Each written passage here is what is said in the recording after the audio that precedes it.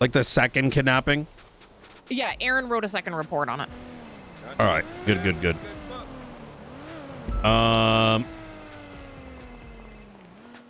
Carmine's calling. What's going on, Carmine?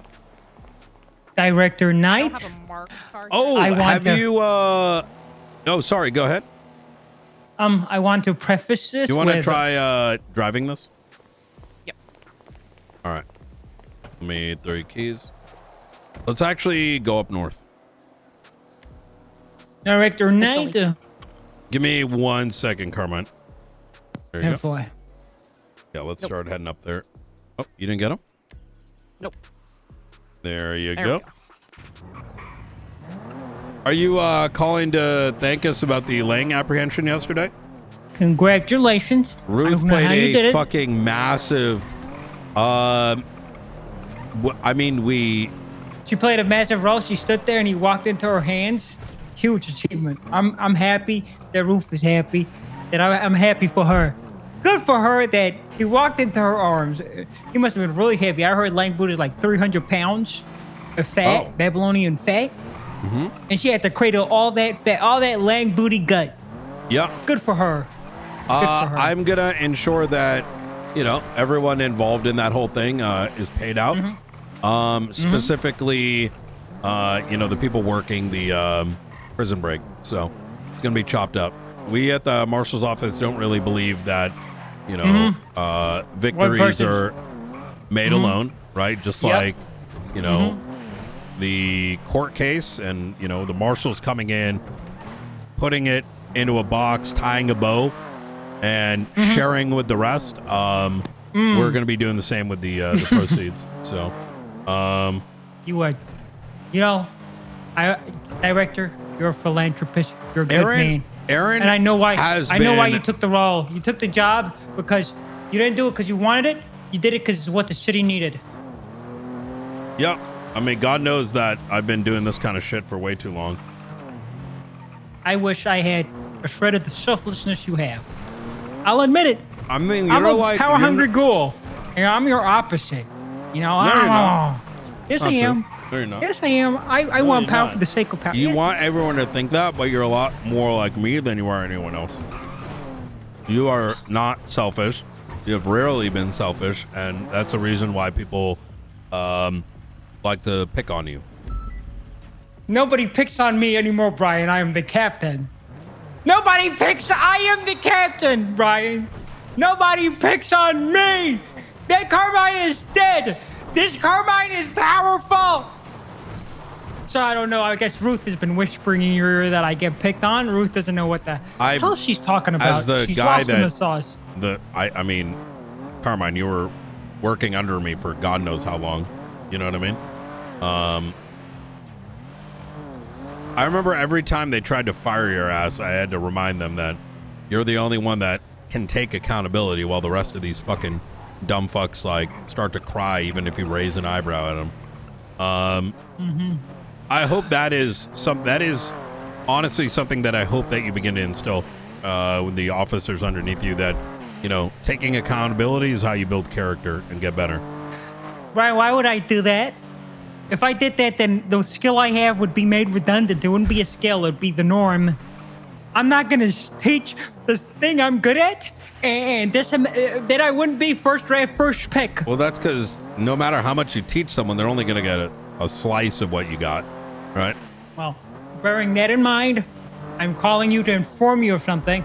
I'm not on fuck shit. I'm going through the right channels. Okay. I got a complaint. Someone who wants charges filed against the marshal. Okay. Okay. The marshal's name is Jessica Springfield. I wrote up his statement. It is Who Bruce wants Baylor. Bruce Baylor. Omega lol. He's And, involved in a active investigation. I So- assume that's what this is about. Yeah, She pulled sounds- him into a room, interrogated him, and before that, she pulled a knife, and he's claiming duress. That's what I got from it. I don't believe there are charges here to be pressed. Yeah, I'm and handing it Murphy over to Braun's you. his lawyer. We know how that goes, right?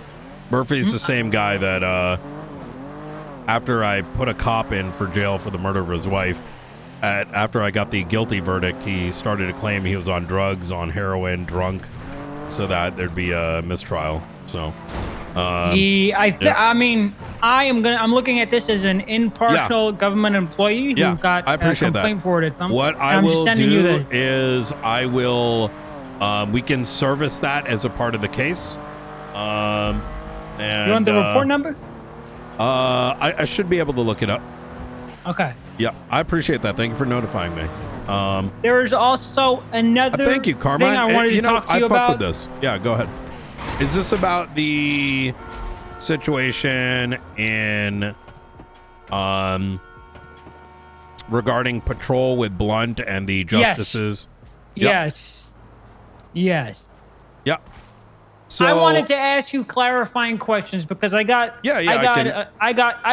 answers from Blunt that I don't believe were the response you gave when we had that conversation at the observatory. Things do evolve, but go ahead.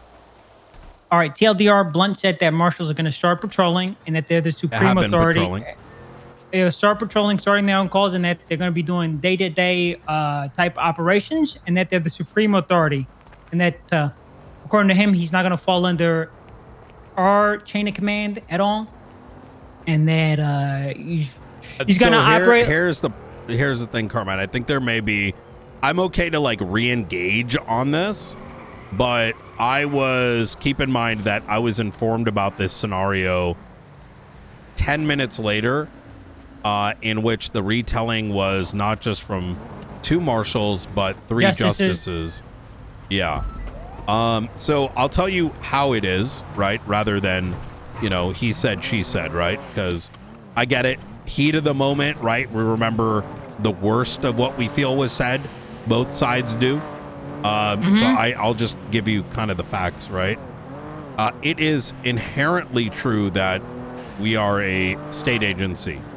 And that is fundamentally why things like what Gregory Johnson did, or with the detainment of Ruth, whether the I don't know, those sort of things are actually a big deal, and can get you fucked, and that's not really what I'm in this for, right? There's a lot we can do, however, that doesn't mean that's what I want them to do. Will they be patrolling? I understand. That was my take on the situation.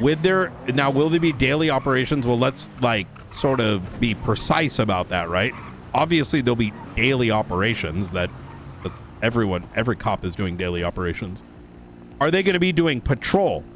Marshals should not be attending the typical local PD calls, cash exchange, Maze Bank, regular traffic stops in the city. Our traffic stops should primarily be on the highways, right? You see a speeder on the highway, where that ends up is reasonable, right? I take the highways as our, I don't want to say across jurisdictional lines.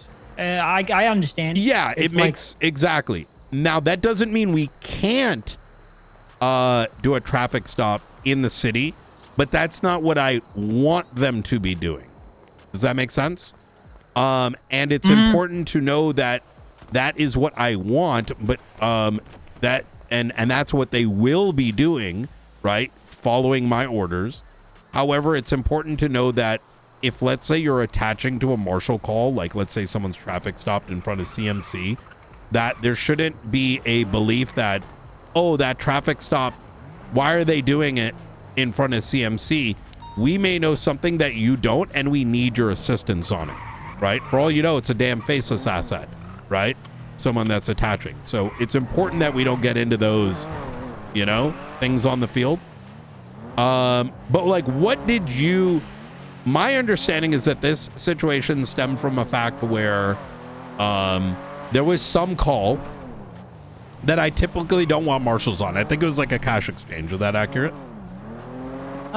Yes, it wasn't. It was a mundane day-to-day, nothing that would fall under the marshal's direct purview, even though they are the supreme authority, but nothing that falls under the direct thing that they're hired to work on. So the mandate that I've told them is that you guys get priority, you and BCSO. They should not be taking that.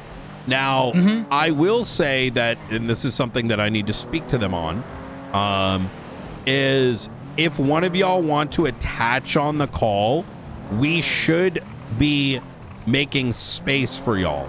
So if, let's say, a 6th unit or a 5th unit needs to attach, that we just bow out, right? Yes, that was the premise. That is basically what happened. However, this goes back to my traffic stop thing, right? There might be that is a courtesy that is taking place. I am telling them to give that courtesy. That should not be something that y'all are demanding. Now, here's the reason. The reason why Blunt was on that call is he's training a cadet, effectively. And there are certain things that they must learn. And so to have those sort of debates actively on the radio is fundamentally wrong and unacceptable, right? I get that. So I get that. I do think that there was 2 wrongs here. Number one, just as I don't think that there should be a debate over a live situation on radio, right? Like, and that goes for both sides. I don't want my marshals arguing. We were over units at that point, unfortunately, and someone had to break off, and I saw that there was a marshal on the call as well. Yep, but at the same time, I don't think that like my marshal should be having an open debate like that in front of justices either, right? There needs to be some level of decorum. So, I will say this: the conversation I had with him, I put this more on the justices than I do him. It came off very disingenuous. They kept harping on the fact, the whole supreme authority thing, when they knew what I was getting at was, yes, you can, but necessarily should you take over scenes, force yourself in scenes, partake overwhelming in day-to-day policing activities, that kind of stuff. Things that you didn't take the oath for. I agree. You took the oath for overreaching, like huge affairs in the city, like corruption, internal corruption, jurisdictional disputes, that kind of stuff. But I think, like, once again, I think we're going off track a little bit, right? Yeah. I mean, this situation's a lot simpler. I'm sure both of you two were heated, right? Because he had a reason. You understood a reason. And just like everyone does in San Andreas, it was blown out of proportion. It's really this simple is, you know, he was with a cadet. He's showing him some basic things, training that he needs to perform well on his job. In fact, some of the discussions that are happening internally within the marshals is some of them need training here in San Andreas, right? Because some of their training from, you know, Boston and New York may not be fully compatible. And the only way that they're going to get that is from absorbing enough of certain scenarios, right? I get that. You have some of the training has to be out on the field. I have a question. He told me there were SOPs. Here's what I would say, and this is how I would handle it. If you see patterned behavior, right? Pattern, not a one-off.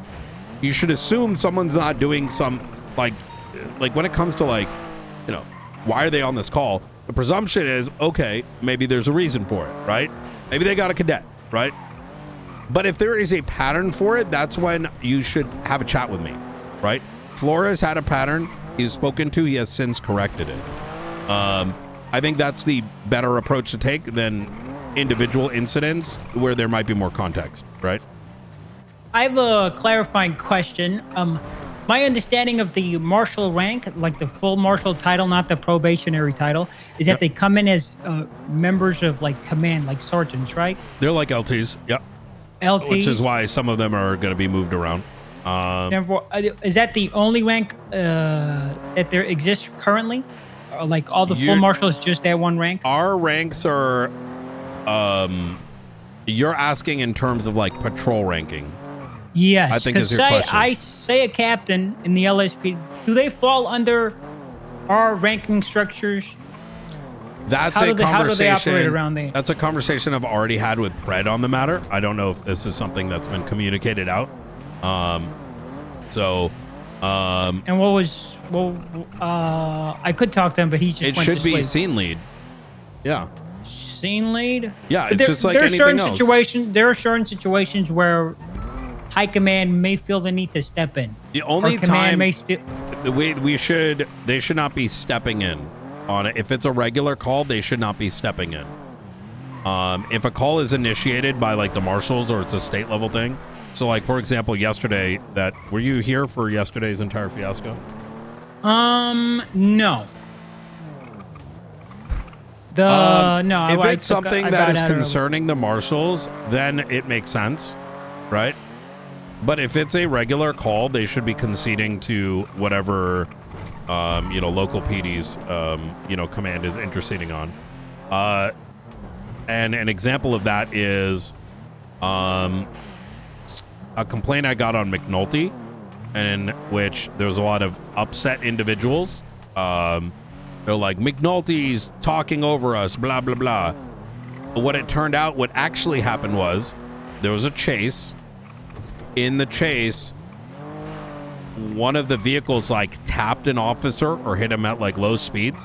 So the call was to open fire on the vehicle. Understandable. The individual's vehicle got disabled and they started running, and PD continued to open fire, which McNulty exclaimed, "The vehicle's out, stop shooting him," right? And which is the right call. Just a heads up, someone is listening into this phone call, so let's not discuss anything pertinent. I just got a fucking document shared with me. I'm in the park. Are you not in a secure location having a conversation about internal police matters? How am I supposed to know that? Well, I mean, that's...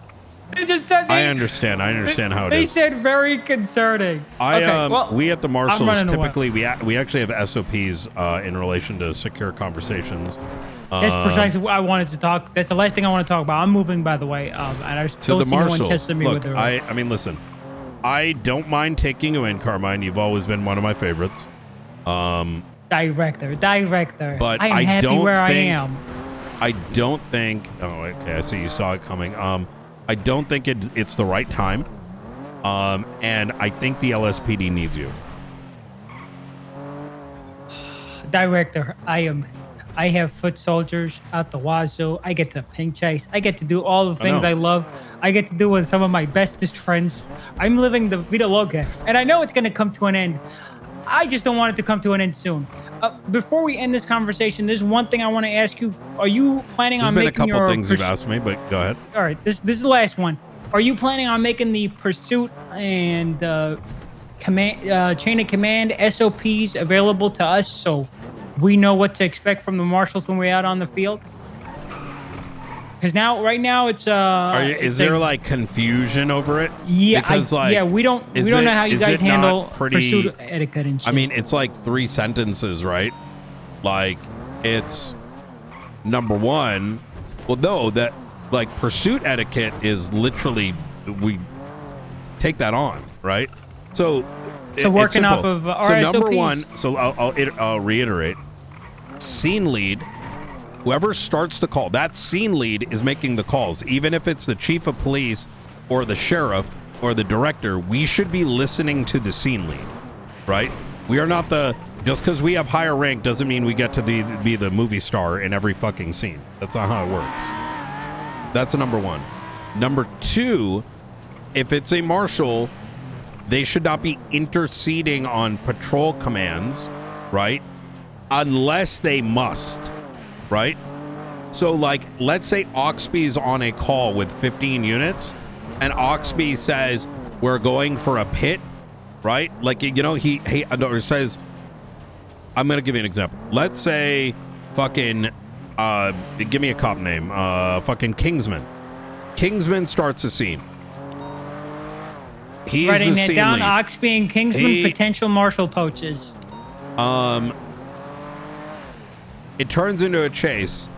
Oxby makes a decision to tell that vehicle to pit, right? A marshal should not be superseding that at all. The only time it is, and the only time they should, is if they have a valid reason, right?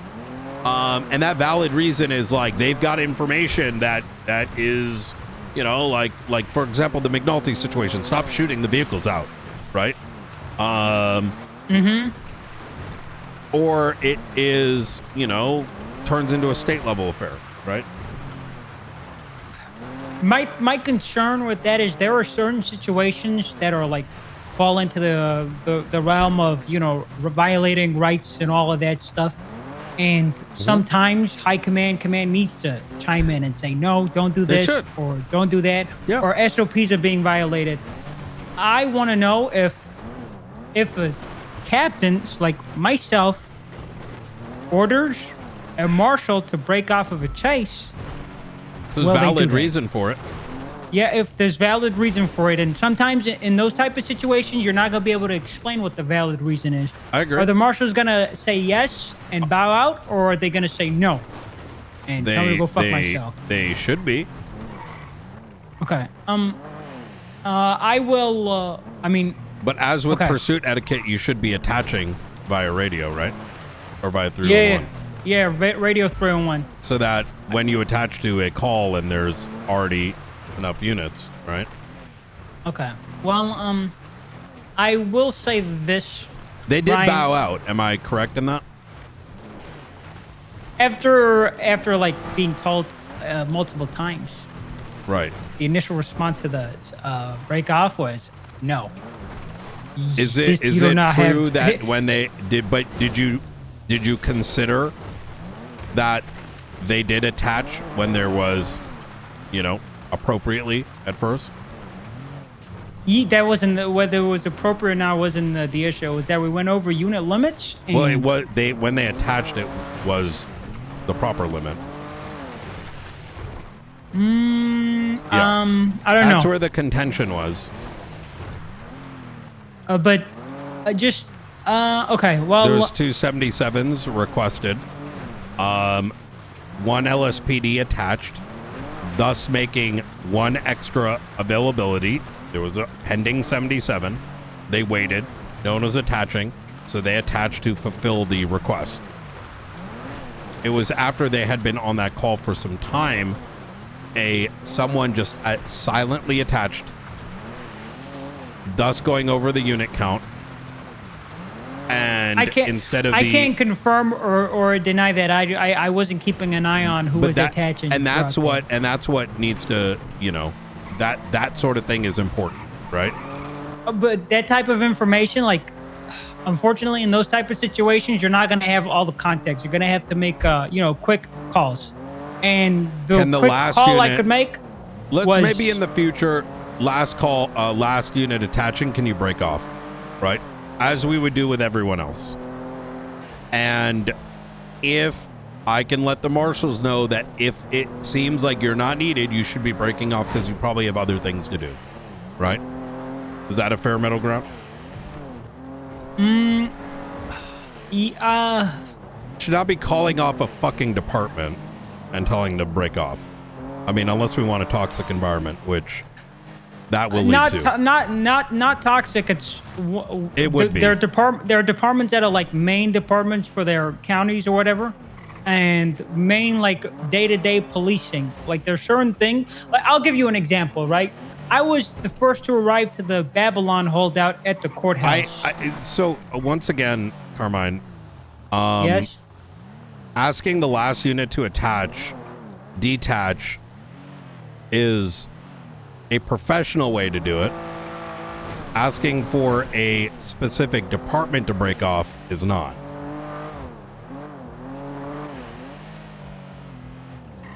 My understanding is that the marshals are in a unique position where in day-to-day pursuits, if someone should break off when we go over units, are we sufficient? That's an opinion. My natural inclination, just, you know, off of how things are set up, is that the marshals, because, you know, their priority in their job description is not to like, it's like interceptor search, right? If you have 3 interceptors, even if a chorus... But see, now, Carmine, you're entering into like a philosophical debate as to how the marshals should operate. And I've had those conversations, right? But I think you're letting your personal opinion sort of affect... Hey, Robert. you know, shit. daily operations, right? Okay. I mean, will- once again, do you what, like, why specifically not just use courteous communications?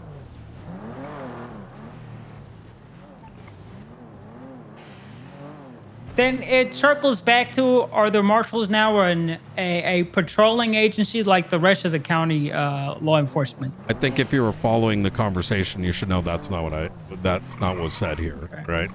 Okay. Maybe I'm lost. I will they think should it over. not. They should not be patrolling, right? However, and they may have a reason to attach to a call. It is their internal SOPs to do as such. So, Okay. All right. I'm lost. I'm lost, director. I'm lost. I'll think it over, and I would like to have a look at, or at least make available to our command structure the marshal's pursuit guidelines, if they have any, and if they follow our pursuit guidelines, patrol guidelines, that kind of stuff. So we don't have important calls, and then we're like having jurisdictional arguments over the radio. thank you. I appreciate it. What I can do is, Ruby is on duty. I'll have a chat with her, and I will ensure that, you know, if there's any questions, you know, she should be able to help explain. So, Terrible. All right. Okay. Understood. Thank you. all right, you take care. Take care, director. Bye. I Fun don't. conversation. He wanted the answer. He wanted an answer. I gave him one, but wasn't what the answer I he think wanted. it broke his logic because he couldn't understand that, hey, maybe you shouldn't just be calling out, hey, marshals, get off, because it's toxic. And the moment you start doing that, you're going to expect clapback. Yeah, it's also like blunt training somebody